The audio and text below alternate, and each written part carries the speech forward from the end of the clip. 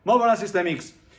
Avui ens trobem per resoldre aquesta equació que d'entrada podria semblar que no és una equació de segon grau, però recordeu, les aparences enganyen, per tant, l'haurem de treballar i tenir la ment oberta per esperar qualsevol resultat.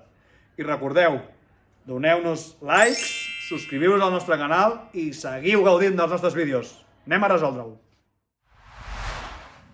Molt bé, amb aquesta equació que ens trobem, que veiem que tenim una fracció igual a una altra fracció, potser estaríem tentats d'intentar fer el mínim comú múltiple, però ja veiem que els nostres denominadors són complexes, no és un 5 i un 3. Aquí fer el mínim comú múltiple no és pas una bona idea.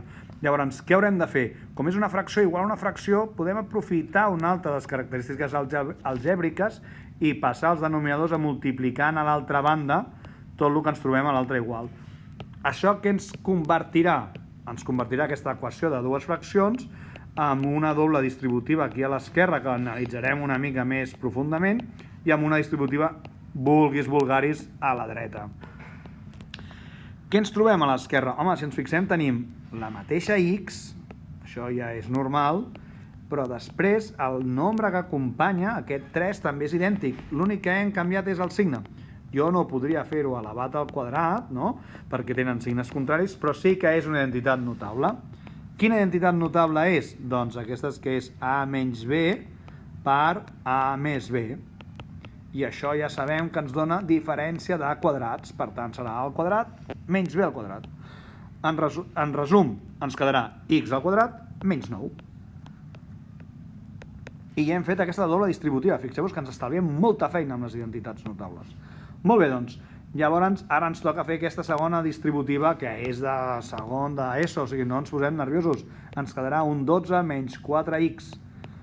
I aquí ja comencem a haver d'arreglar l'equació. Ja ens ha aparegut aquest quadrat, per tant, ja podem olorar que això serà una equació de segon grau. Passem tot a l'esquerra, perquè ens interessa sempre que la A sigui positiva. Jo és que amb això el sistema omega són molt pesats, però això ens estalviarà molts problemes a posteriori. Agrupem els termes independents, que és l'únic que puc agrupar, i ens queda aquest, menys 21. I això és una equació completa de segon grau. Com ja sabem, les equacions completes de segon grau les podem resoldre mitjançant una fórmula que ens hem de saber, és com una cantarella, és menys b més menys b al quadrat menys 4a per c, i tot això dividit entre 2a.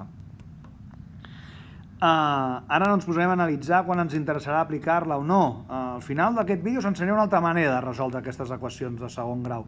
Però aquí, ràpidament, veiem que la A és el que acompanya la x al quadrat. La B és la que acompanya la x. I la C és el terme independent. I tots els números tenen signe, o sigui, el signe que va davant del coeficient de cada un forma part d'aquest terme. No és el primer, el segon, el tercer, no confonguem, que també és una trampota que fem els professors de desordenar una equació completa i que de cop i volta la A passa a ser la C, i coses així d'estranyes feu. Sempre, cada lletra va acompanyant a una X o no, en el cas de la C.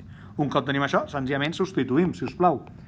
Ens quedarà menys 4, perquè aquest menys de la B canvia el signe a la B, si és positiva passa a negativa, i si és negativa ens passarà a positiva. La b al quadrat i 4 per 1 per menys 21, i a sota ens quedarà aquest 2 per 1. Òbviament, que si ho tenim una mica per la mà, l'1 ja no el posaríem.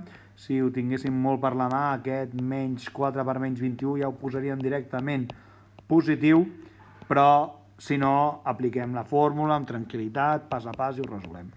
Això ens donarà que l'equació serà, l'arrel quadrada serà de 100 i entre 2, i llavors això ja tenim dues solucions, el més menys 10 partit entre 2, per tant serà x serà igual a menys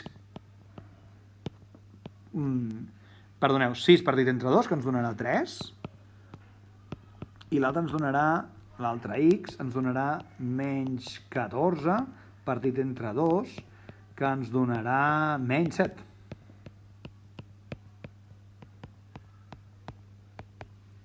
I amb això hem acabat de resoldre aquesta equació. Fixeu-vos, sobretot, que teníem una equació que no sabíem que era segon grau i ens l'hem acabat de trobar.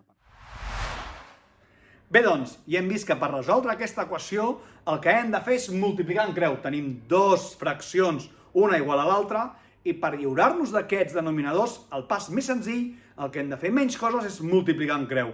Però alerta, quan multipliquem en creu ens ha quedat una identitat notable i la hem d'identificar. Aquest més per menys ens fa que convertim en un quadrat del primer menys quadrat del segon. I aquí ens ha aparegut la x al quadrat i, per tant, les nostres estimades equacions de segon grau. Fem a l'altre costat, ens ha quedat una distributiva, l'arreglem, ho passem tot a la banda esquerra. Jo sempre busco que la a sigui positiva i ens queda una equació de segon grau completa. Apliquem la fórmula i un cop apliquem la fórmula trobem les dues solucions. 3 i menys 7. Si us fa farxuc aplicar la fórmula, d'aquí un moment us explico un altre mètode.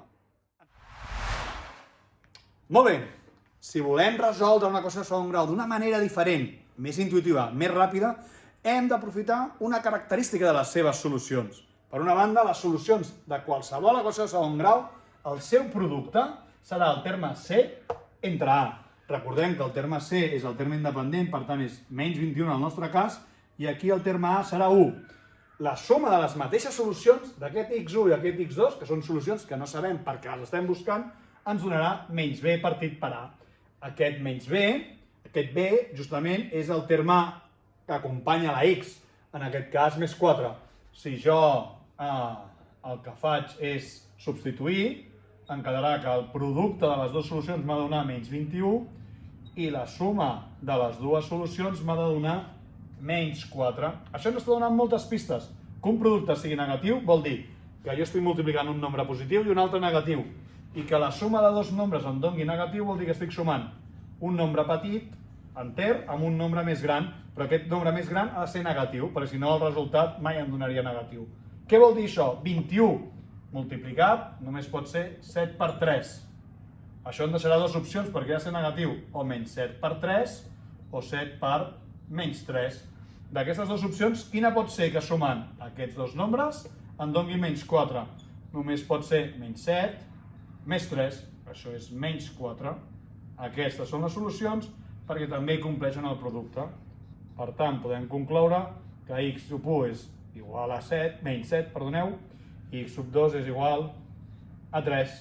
I amb això acabem aquest vídeo. I recordeu, siempre hipotenusas, nunca catetos.